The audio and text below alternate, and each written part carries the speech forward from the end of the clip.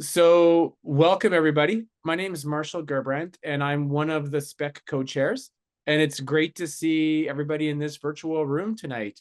Before I give sort of an overview on the session, I'm going to turn it over to Paul Hook, who is Simver's managing director, for some opening remarks. Thank you very much, Marshall. Hello, everybody. Bienvenue.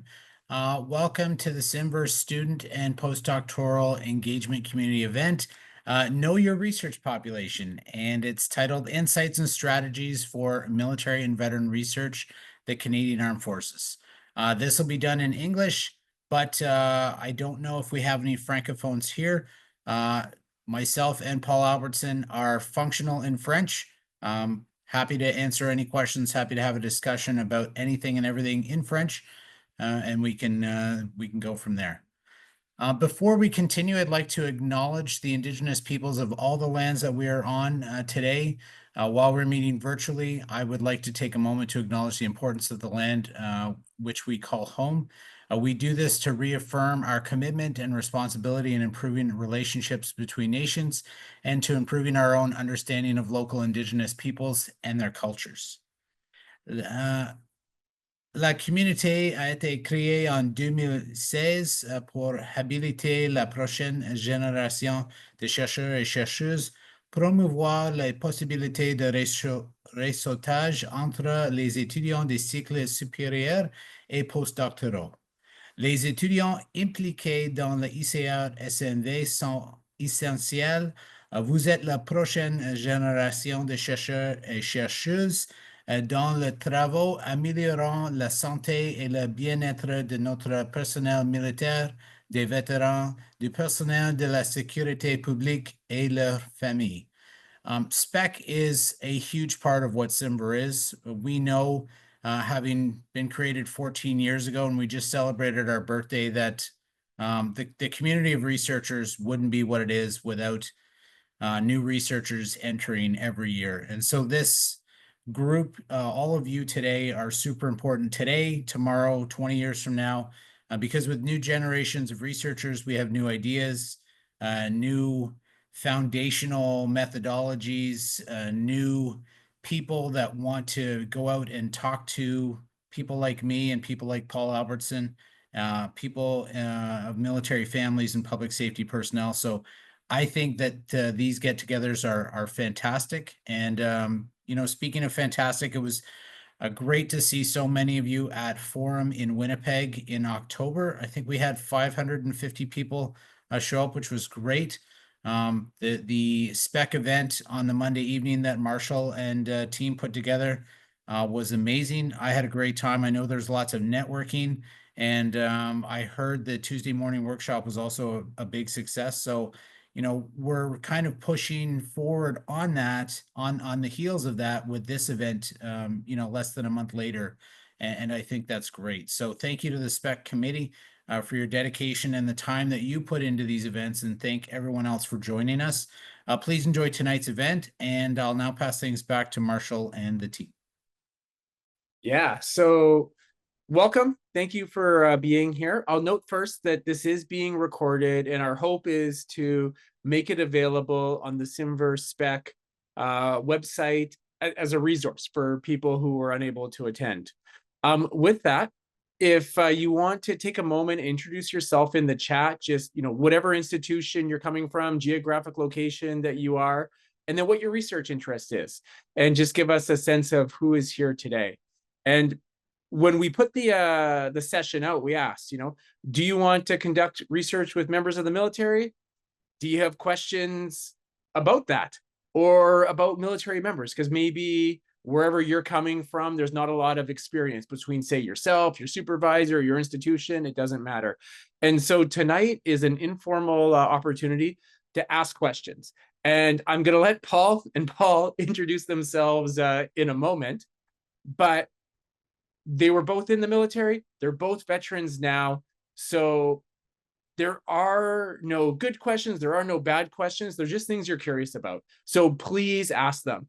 And if for some reason you don't want to ask out loud, send a DM to myself or Melissa, and we'll pose the question or post it in the chat. This really is an opportunity for you to ask the questions you're curious about, because hopefully whatever you gain out of this will set you up for success when you go to talk to that military member or some sponsor in the military to gain access to the site. And what I will just step back and suggest, um, if you do want to do research with members of the Canadian Armed Forces, you need to go through the Social Science Research Review Board. If you have questions about that, we can talk about that later, or the applicable Health Research Ethics Board. You can't just go and talk to military members. They have a whole process, but it is really helpful and it is designed to help you succeed. And so with that, I'll turn it over to Paul to introduce themselves.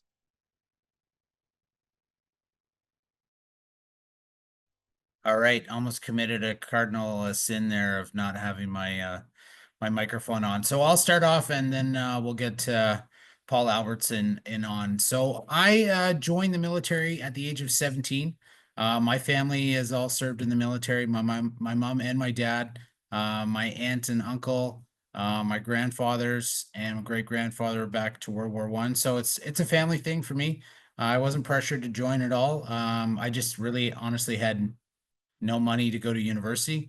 I applied to go to college to become a police officer, and I also applied to RMC because it was free. And my dad went there, and so did my uncle. And I got in, and I thought, well, it's going to be great. 4 years of university, get 5 years of employment out of it, do some fun things, go across the world, get some experience, and then see what was going to happen. And I spent 25 awesome years in the military. And my twin brother ended up joining 2 years later.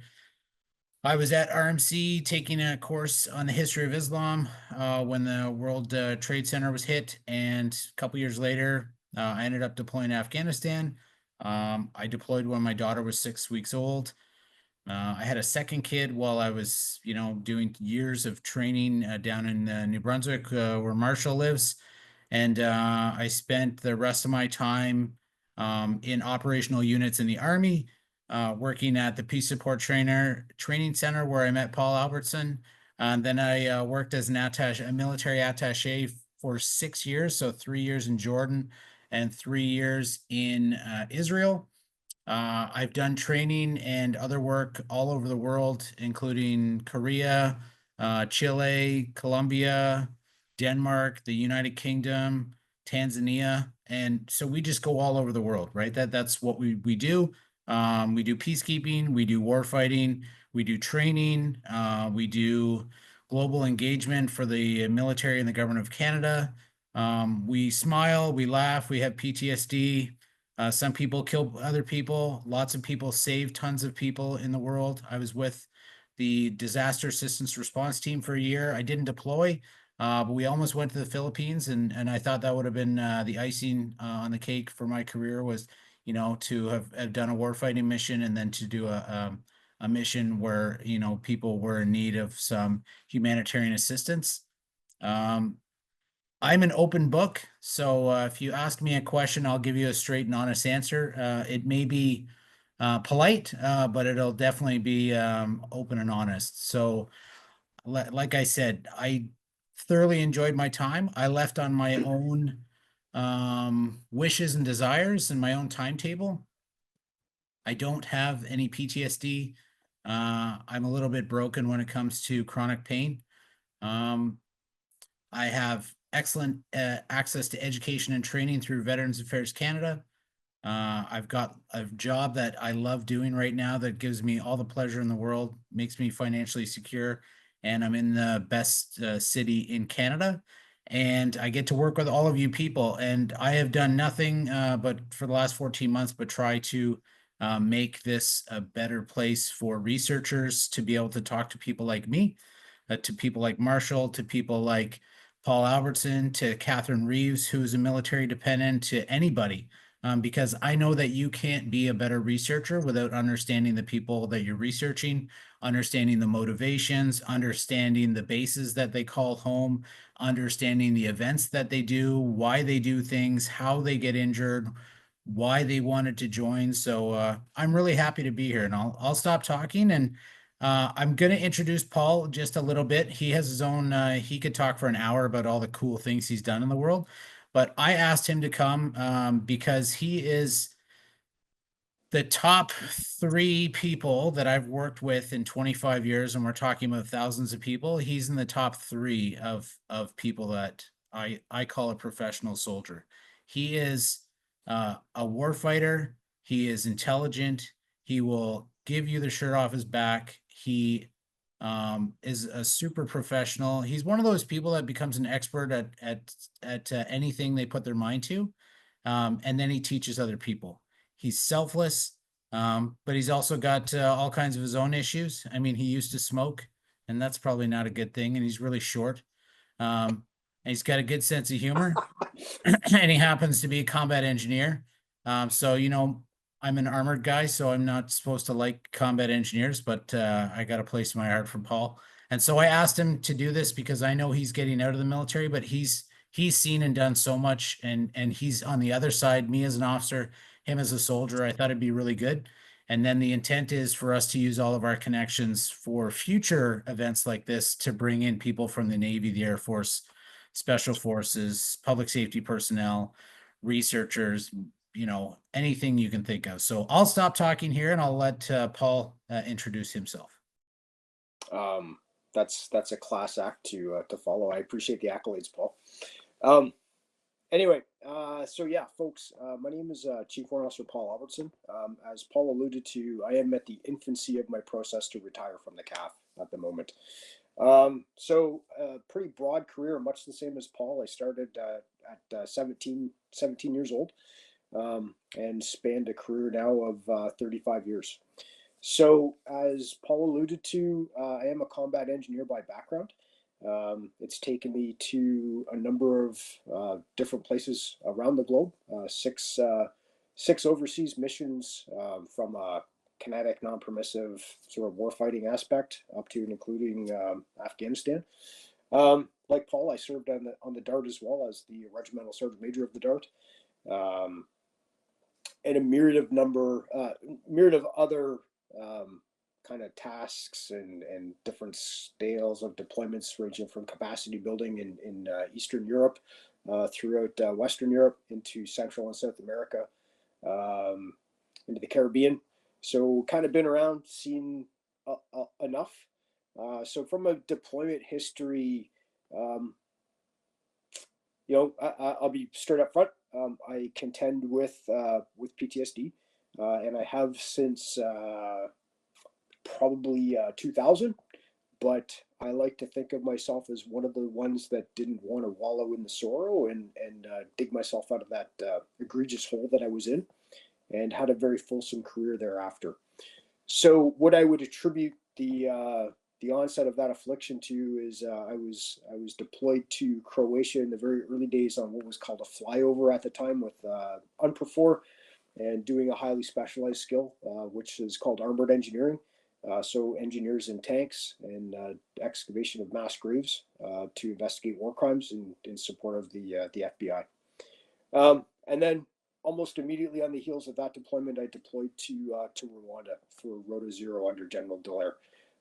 So I stayed 10 months there, and then hot on the heels of that one, I went to Haiti, back to Yugoslavia thereafter, and then a very long tour in Afghanistan. Supplemented here and there with other capacity building operations and domestic operations, one of which includes Swiss Air as a diver, doing the recovery post air crash in Peggy's Cove. So a couple things here. I'm just scanning the chat as I cruise through. I'm not going to dwell too much longer on the introduction.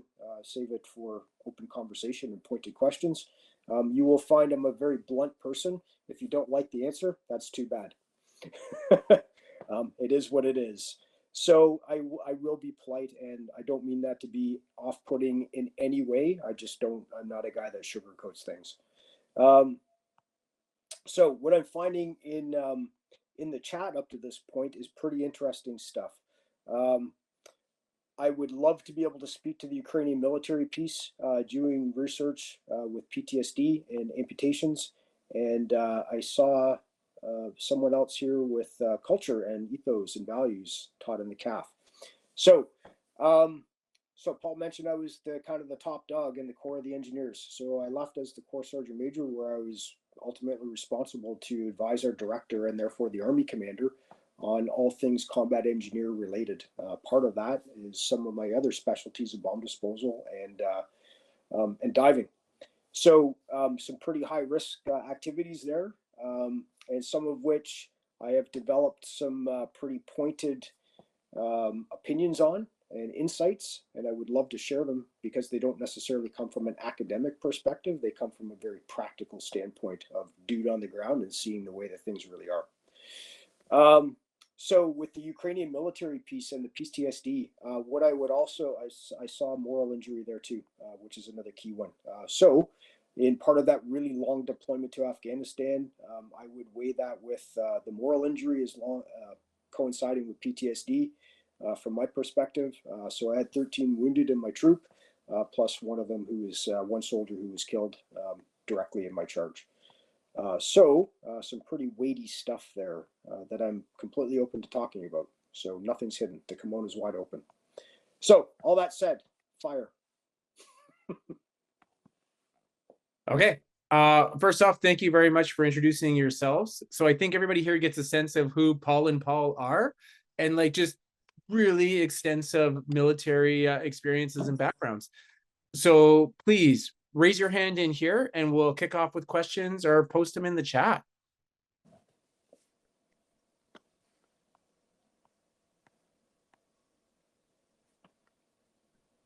While we're waiting for people to post questions, so not everybody are like the two Pauls, and I don't say that from a combat side. So we happen to both be in the Army doing combat. So you'll get pilots, nurses, technicians, logisticians, clerks, doctors. We have what 170 something trades in the military. We have people that come from all different backgrounds, races, religions, gender orientation, sex, people that aren't married, people that don't have kids, people that join late in life, people that joined for certain reasons, people that left the military because they were kicked out, people that don't open up and share about their feelings, all kinds of things. So the intent here today is to be able to show you one slice of who we are, and I can promise you this: if anybody has a question, for as long as I'm working at Simver, and I have an email address, and even after that, I will always answer a question, whether it's over virtual or physical coffee. If somebody has a research question and wants to get a little bit smarter on what we do, I'm there. I do this all the time. I had a coffee last week with a researcher in Kingston, and it was a great excuse to expense Simver for a Crave coffee. With that, go ahead, Sarah.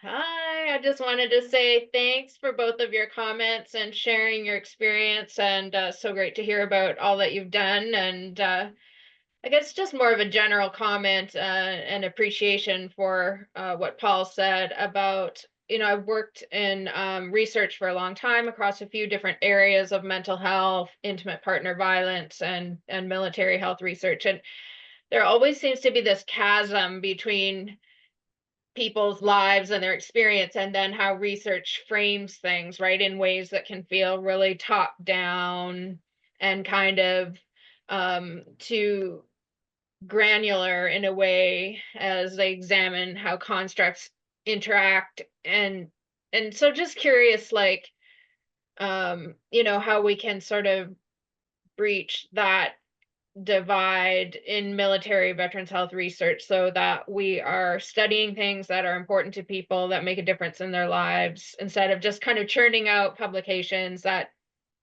don't really reflect what people want. And I also was interested in what Paul said about obviously experiencing massive trauma exposure in Yugoslavia, Rwanda, and everywhere else, and how he dealt with that on his own versus through kind of going the medical model route. That was interesting to me.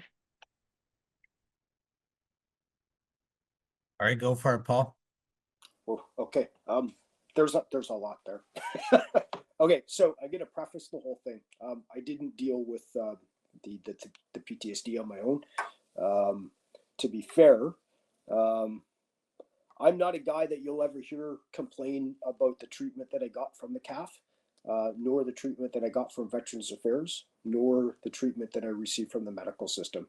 I was very fortunate that it was discovered kind of happenstance and through some troublemaking that I had an issue.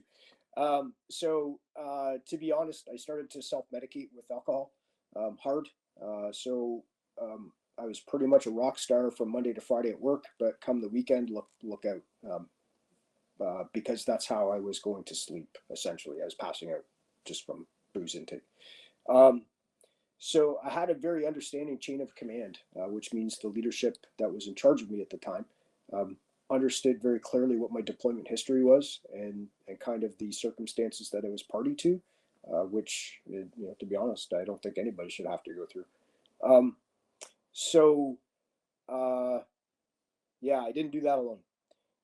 So I spent a long time talking to psychiatrists and psychologists and teams of doctors to get better.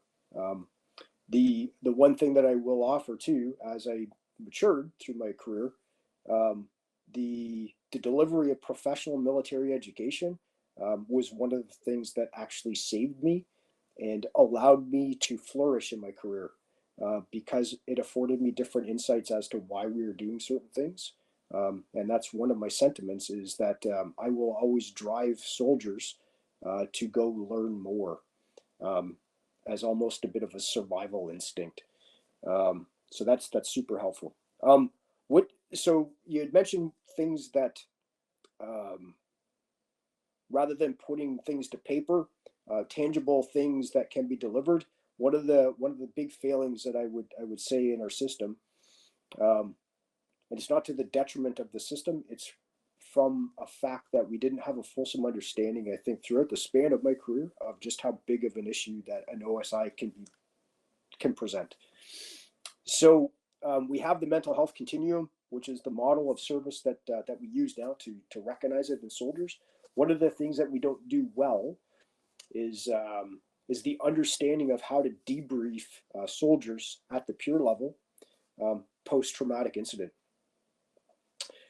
So that's critical, and it needs to be professionalized training. So mental health first aid, essentially, to be delivered from a peer network or the first line supervisory network. It's not something, because qualified practitioners aren't available in every instance, and it needs to be addressed while it's hot, rather than, some of our more recent deployments. It's very fortunate that there is no alcohol in them, because that was a coping mechanism for a very, very long time, was just to get obliterated drunk during your deployment, to deal with that. So that would be my top tip there, is mental health first aid for frontline supervisors and just peers as well. And it's not under the guise of the current programs of Sentinel or anything like that that the CAF currently has. This is a very specific dealing with trauma as it happens for combat arms guys and gals. Was that a fulsome enough answer? Because like I said, there was quite a bit there. So.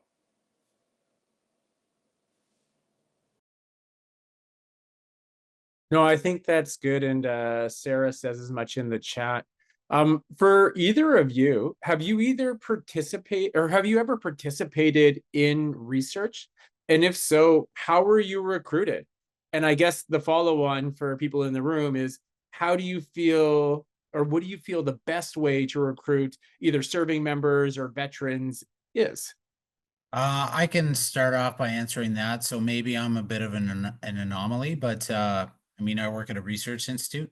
So as much as I want to understand what researchers are doing and what their motivations are, and to help researchers see other people, I also have a lot of information that I'd love to share. I'm an open book, like I said, so I've actually been actively looking at the research projects that SIMVR promotes on Facebook, on LinkedIn, other projects that are being done by Atlas or Chronic Pain Center of Excellence or the Loss and Health Research Institute, and I'll sign up for them because why not? It's half an hour out of my day. I actually do it during my work hours because it's, for me, it's professional development, it's work, it's understanding what researchers are doing.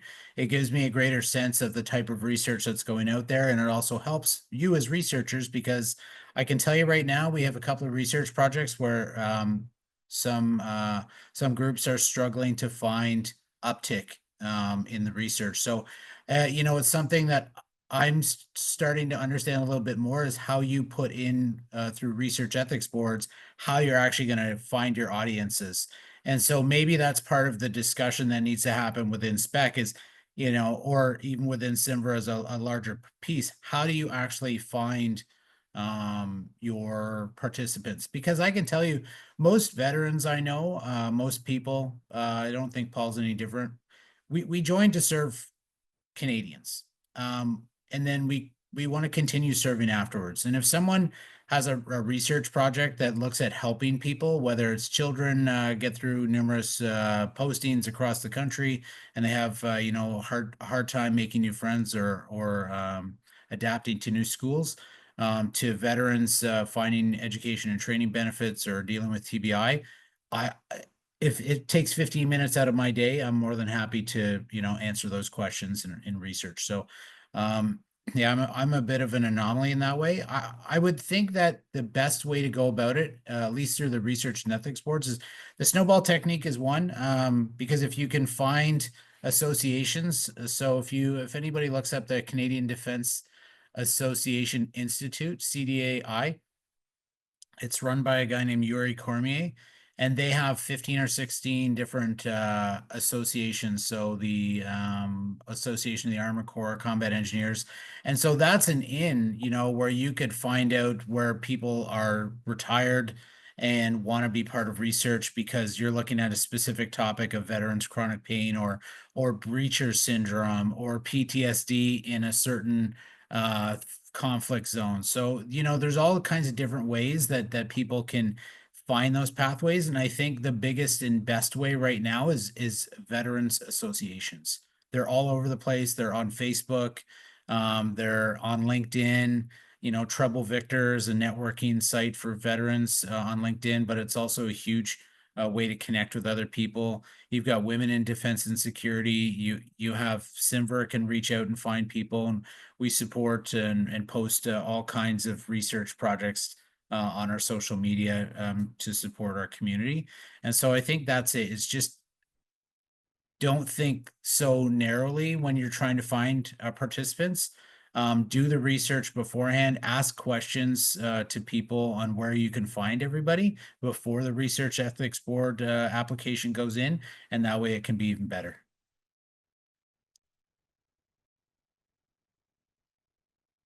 That's all I got.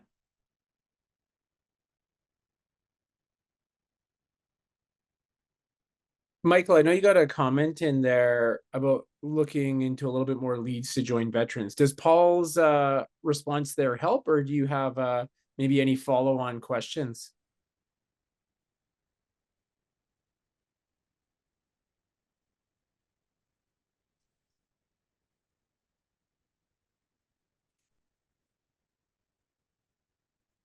And as you think about that, feel free to add in the chat. I guess another question, what do you think most people get wrong when they think about the military? So like I was in, so I have a sense, or at least based off my own experience, but if you don't know anything and your supervisor doesn't know anything, but you want to research something in the military, like what do you think your top 5 mistakes are, or misconceptions? So I've talked to a couple hundred researchers in the past 16 months. I think people need to be cognizant of the fact that people in the military we're not robots. If you ask a question, don't pretend, don't try and come in with false bravado. Come in and show your credentials. Listen, with 2 ears open and understand what's going on. And don't try and sound smart. Just be genuine, be yourself, and it'll disarm most people. I think the biggest thing that I find is if people come up and they try and pass themselves off as more knowledgeable than they are, it's pretty easy to tell. So if you have a question, you just have to be open and honest. Like Paul said, what you see is what you get. You just have to be cognizant of that. Some people in the military are very gruff, and it's a wall that people have built for themselves, because that's how you get through getting yelled at for not cleaning a toilet properly in basic training. That's how you deal with a situation where you're seeing dead bodies. That's how you deal with not being able to speak to your wife or your husband for more than 15 minutes because there's a line to get to the phone on your deployment and you're missing your kid's birthday for the 6th year in a row.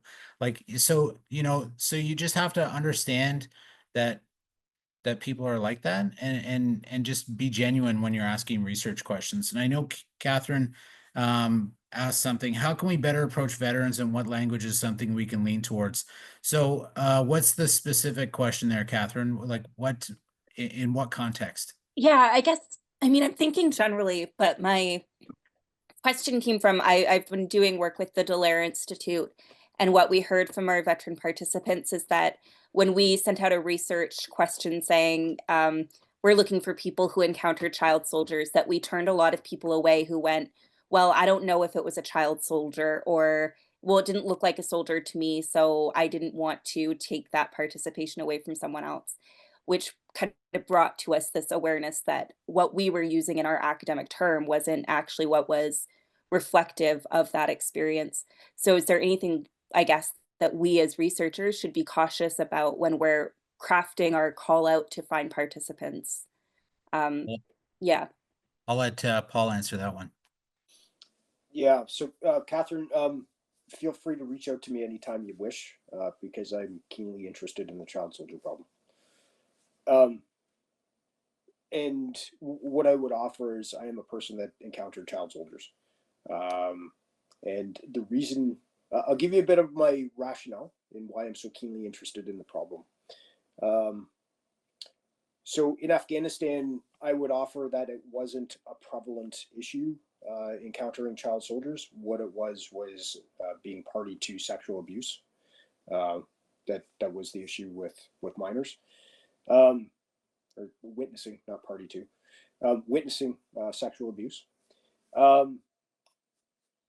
So I became gravely concerned when the Joint Doctrine Note was written for child soldiers, regarding child soldiers. What I felt there was a lot of academic prowess and cerebral horsepower put into the formulation of the note, but no practical effect coming out of it from a CAF perspective. So, having been a dude that saw a number of things on multiple deployments, but also the supervisor of soldiers, and having a keen interest and awareness of the deluge of people that were coming into the CAF medical system, particularly the mental health system, post-Afghanistan. There was talk when the Liberal government was elected of going on a renewed peacekeeping kick, and I hate the term peacekeeping, on a renewed peacekeeping kick into Africa, where that was going to be at the fore. So not just the issue of child soldiers, but women as combatants, which would have been a real head turner had that happened. So we opted to fly over the problem, not necessarily go into the ground aspect and get involved directly. And we only endured in that mission for about a year in Mali. And then we left. So problem averted, fortunately, because it would have been a catastrophic strain on the health system, I believe. We don't have any sort of palatability to train it. It's almost something that we know that we need to train it. We whisper about it in the periphery, but don't really do anything about it. There is no real good mechanism to train that kind of encounter, but not just from a warfighting perspective, but also from a campaign winning perspective. So I don't know if you can imagine the information operations boon that would be for our adversaries to put out children and women as combatants, and then have, you know, a young white guy shoot one, and then that be exploited on social media faster than you can shake a stick at, and then find out if we're going to have any longevity in that deployment. Because I can assure you that we would not, because we would lose political will, and we would use public will, or lose public will to remain in that action. So lots of things going on there. The reluctance to really talk about child soldiers, I would offer that most people in the CAF right now probably wouldn't have encountered it, because it's not a problem that we encountered in any missions of the early 90s. Absolutely. That, you know, the Hades, the Eritrea, Ethiopia, Somalia, Rwanda, all those early hard missions in Africa, absolutely. Not so much in Haiti in the early days, because it was more really a response to a coup than anything else. So that I would offer some of the reluctance. I'm just going to hit on one thing too about language. Plain language sells, and credibility whilst using plain language. If you want to get my attention, just speak normal and less clinical. If I could, yeah, if I could add to that. So one of the things, Catherine, that the military does quite well is have definitions for everything, and the military loves using acronyms, and so people learn. I would assume it's still the same way, but people learn by rote and memorization, and so if you put out a specific phrase in your survey or questionnaire, and some people look at that, they'll see it in a completely different way than a civilian would. And so part of it is you could talk to somebody almost as an advisor. Like Paul said, he's always keen to talk, or could look at that stuff. So that's for anybody doing research, just so you understand the language that's being used, so you can get it across the right way. And using plain language always works. And if possible, maybe a short description, so that, when people, as an example, when people hear veteran, there's some different definitions of what a veteran is. Are you using a veteran in the term of VAC to access services? Is it a veteran of any country? Is it somebody that, actually went into conflict? Or is it just somebody that completed basic training and had an honorable discharge? So there's all different kinds, right? So if you're saying child soldier, and then some people are looking at it, maybe a short sentence or two on the definition, or some caveats as to what it is, but keeping it very plain language, so that you're not throwing people off. And I think that would suffice for most surveys and most questions. Thank you. That's so incredibly helpful, both of you. And I wonder, Paul, if maybe you could build upon that. So think back to the research that you've participated in. Are there any sort of questions or language that just didn't sit well with you? Like the approach of the researcher, or the things that they were asking maybe weren't sensitive to like your reality? Oh, you're putting me on the spot with this. I can't remember offhand, but I do recall some of the questions that I saw, that it seems like the researcher has a specific focus, and it takes away from the individual that's doing the survey to be able to answer holistically. So I know if it's quantitative, you're trying to get specific yes, no answers, but maybe to have a space, later on, would you be willing, or, is there anything in this research that you didn't understand or would like to expound upon?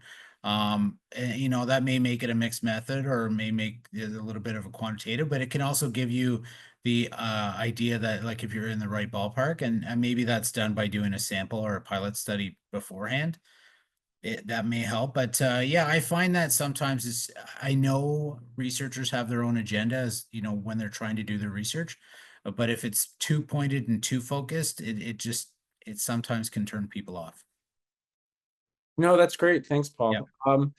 I'll just say Janice's question from the chat and then go back to you, Sarah. So in the chat, Janice has asked about ranks and just wondering, I guess she was advised to know ranks within the military, to know who they're speaking to and address them correctly, and wondering like, how important is this? Or, and maybe I would add too, like in research, when you're one-on-one, do you think people want to be referred to as their rank, or would like a first name, but how would you want to be approached? I'll have a crack at that, Paul. Yeah. So this is one of the things that I would talk about in one of my previous jobs, very specifically.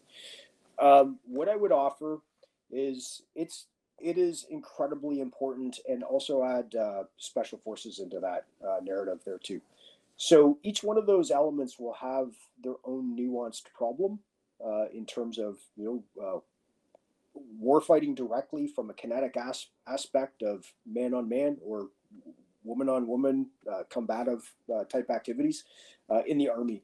In the Navy, it might be something completely different. The exposure to a different subset of problems will be exponentially different than that of what an Army guy might face. There might be a very minor kinetic activity that could take place shipboard, but they also see things that we don't. Cracking open a sea container that has refugees in it that have made a transit across the Pacific is a whole other thing, right? The Air Force, you're starting to get into autonomous vehicles and remotely piloted things that are affecting kinetic activities from a distance. So each one of these nuanced component pieces has a very different space and different subset of problems or actions. So where's the rank important? Well, if you asked a private a question and then asked me the exact same question, I can assure you that you're going to get two completely different answers. So I alluded to the phrase of professional military education as being kind of my savior. So I can't remember who the lady was that spoke about the Dallaire Institute. I would offer that if you asked Corporal Albertson about my deployment to Rwanda, it would be a significantly different response than what Chief Warrant Officer Albertson would give you. And the reason I say that is because during the fullness of my career, I learned different things. And more importantly, I learned about leadership, but I also learned about the burden of command and understanding the acceptance and managing and mitigation of risk. And those are all things that were significant to General Dallaire, but not so significant to Corporal Albertson on the ground. So the opinion, and I'll sort of pitch it in an academic stance, ask a psychology student on year one, and then ask a psychology student that is chasing down a master's or a PhD. You're gonna see a glaring difference of a fundamental question, and more importantly the difference in the answer that you'll receive at the end. So very much important, but also understanding the level of problem that is ordinate to each rank. So Corporal Albertson was a guy walking around in a mass grave, dumping bags of lime on dead people, whereas General Dallaire was not. He was responsible for the creation of the dead people. So that's two very different levels of responsibility, like exponentially different levels of responsibility. So ordinate to the rank is ordinate to the level of problem that you're going to encounter, and then everything in between. Is that helpful? And I can just add, when you're speaking with people, doing an interview, you can ask them point blank how they would like to be referred to. So you can start off by saying, okay, Master Corporal Johnson, I know you're here. Thank you very much for taking your time. Would you prefer to be called Master Corporal Johnson, or would you like to go by your first name? It's completely up to you. That gives them the opportunity to be comfortable in it, because I can be honest, I worked in an armored vehicle, so tanks and coyotes, and inside my vehicle, we were all first name. Rank didn't matter. Rank mattered for decision making because it was my vehicle and I had the final say. But when you're putting your life in somebody else's hands, you have to be a team. You have to trust everybody. When Paul and I worked together in the team, he was a warrant officer. I was a captain. Yes, I was Captain Hook, which is super funny because there's an International Talk Like a Pirate Day. And there's always good Captain Hook jokes. But, you know, I called him Warrant and he called me Sir around everybody else. But in the office, when we worked together after we developed a mutual respect, it was Paul and Paul. And that's how it goes. So it just depends on who you're working with. If you're working with a special forces community, rank is not important. If you're working in the Navy, sailors don't care, officers really care.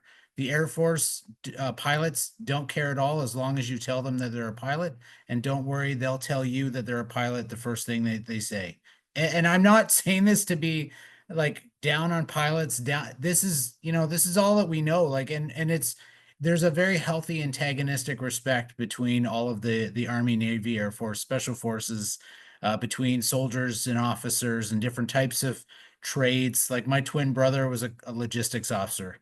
I didn't give him any respect because that's, you know, I'm a combat arms guy and he handed out socks and dealt with money, and my job was to be the pointy end of the spear. And that's like, it is what it is. And then that's, you know, we kind of breed that into our military where, you know, so I've read some articles that say that the military is very toxic masculinity, and it's hyper aggressive and everything. Yep, it's a warfighting machine that's built and bred to kill people to protect Canada at home and abroad. You know, so it is what it is, and I don't make any apologies for that. Yes, there are ways that it can be modified for culture and being appropriate to people at all times during the workplace and how you respect other people. But you still have to understand that dark humor is a way that people get through lots of tricky situations. That we're all a bunch of little boys and girls that are growing up playing with big toys in the military, and it's fun, and that's what we do. We love to have fun. We work hard and play hard. And there's a saying that if there's anything worth doing, it's worth overdoing. And so you get through all of these different things. And when you start asking questions to people, it's a great question that, you know, how do people understand rank? I would just, when you start your research project, if you're looking at a specific, if it's just for the Navy or just for the Air Force, maybe read up a little bit on that specific group and then find somebody, call me, call Paul. We'll give you somebody's name and you can talk to them that's from that group. And then you can get a specific understanding of kind of how they like to work. Thank you. You're welcome. Sarah, go ahead. Oh, thanks. It's so great to hear what you both have to say, and just sort of got me thinking about, you know, cultural competency for researchers. I've worked with the Veterans Transition Network for a long time, and we do a lot of applied research. We run therapeutic programs, and then we have people do evaluations. And we ask a lot of them. So it's just like that, knowing how unique that military environment is, how different it is from civilian life, and the ways, all those nuances, the different ranks, the different branches, and how some aspects of the military mindset can be similar across, but then also those, that lived experience of the kind of jobs they're doing or the experiences they might encounter be so different. I like what Paul said about, you know, plain language, no kind of what they call head shed, I guess, stuff, right? One thing I noticed with the veterans that we do research with is that trust goes a long way, and that relationship that gets built over time as you work with them. Like, we had a lot of surveys, they were very full of jargon. We gave them way too many surveys, and they were pretty annoyed by it. Yet, because we had that relationship, they're like, okay, I'll fill it out. And so, yeah, it just speaks to the importance of things like Simver, where we can build relationships over time and develop, you know, just ways, not only of just doing research, but like, I find research is about, there's an engagement, relationship building, and even therapeutic qualities of participating in research that can be really interesting and great for everybody. So I just appreciate those questions and comments about, you know, how to engage and develop cultural competency. You're welcome. So that brings up one thing I'd like to get on my to get on my soapbox here, and Paul can attest to this. So everybody is seeing, well, maybe not everybody, people are seeing how the new generation of 18, 19-year-olds are joining the military now. And you know, everybody laments the newest generation as being less able to cope with difficult situations. They don't work very hard. They have all kinds of issues. It's every generation has said that, right? But one thing that is very true within the military is the indoctrination of people into the military through basic training. So basic military training and basic officer training has changed fundamentally in the last 40 years. So Paul and I are probably at the tail end of when human rights cease to matter.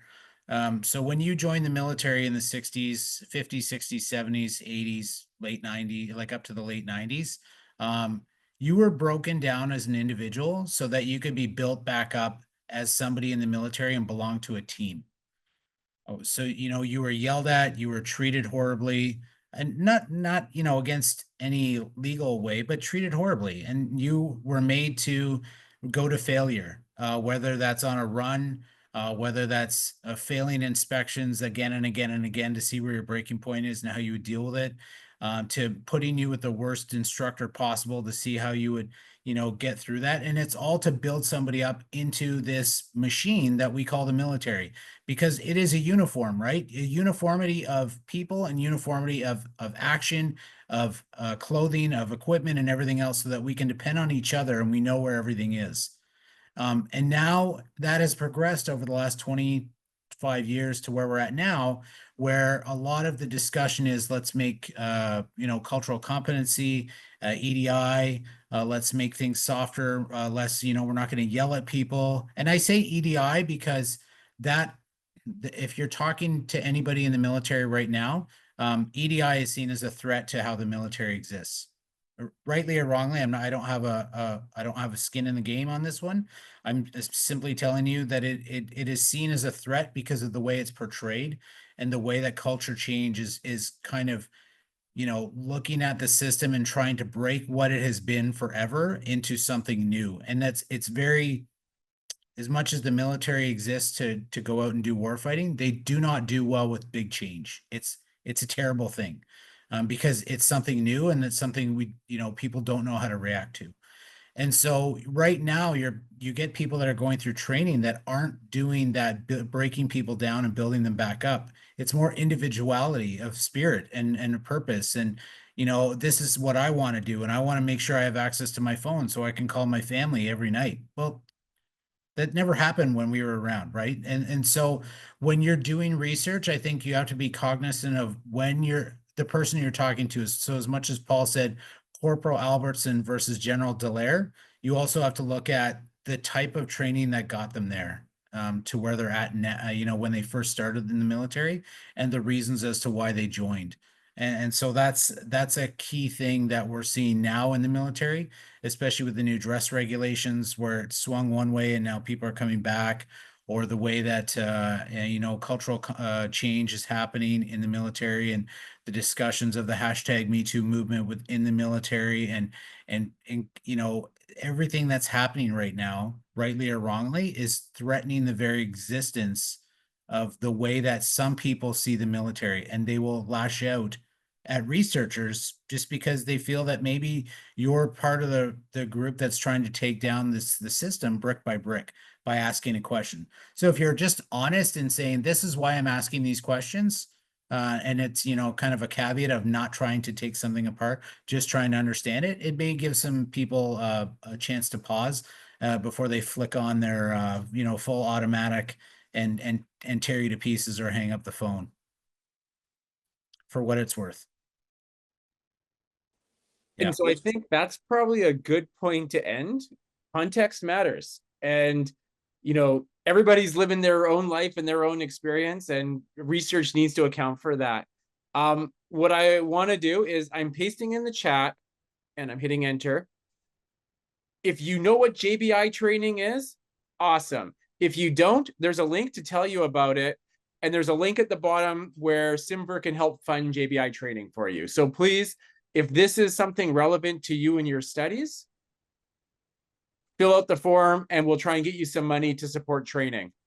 The next thing, our next event is going to be in February, and we're going to have a discussion with the new editor, Sonia, of the Journal of Military and Veteran Health Research, and basically an overview of the journal, talk about how to get published in there, you know, the top 10 reasons why they'll reject a paper sort of thing, but really a chance to speak to the editor and get a sense of what she's doing with that paper or with that journal and how to get involved.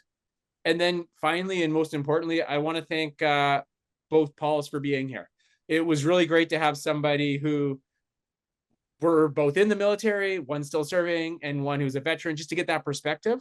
Because at the end of the day, whatever our research is, like I look at education, other people are looking at ACLs. I don't even know what that is. I do a little bit, but it's all about the person, because someone somewhere is being affected by what we're doing. I saw Melissa's hand go up, so I'll turn it over to you, Melissa. I just wanted to publicly announce that we have one whole applicant for JBI funding. So that means the odds are really good to get funded. For the quantitative researchers in the room, like it's really good. And so please, if JBI training is relevant to you and your research, fill out the form and Simver is going to help support you undertake that important training. And with that, once again, Paul, thank you so much for doing this. It was great to have a bunch of people in the room, and I think there were some really good questions and discussion. Thank you very much. And if anybody has a question that they didn't want to ask here, or if you want some follow-up, I put my email in there. Like I said, I will always make myself available, as will Paul Albertson. And then we can find people that you need to speak with at any time. So thanks, Marshall.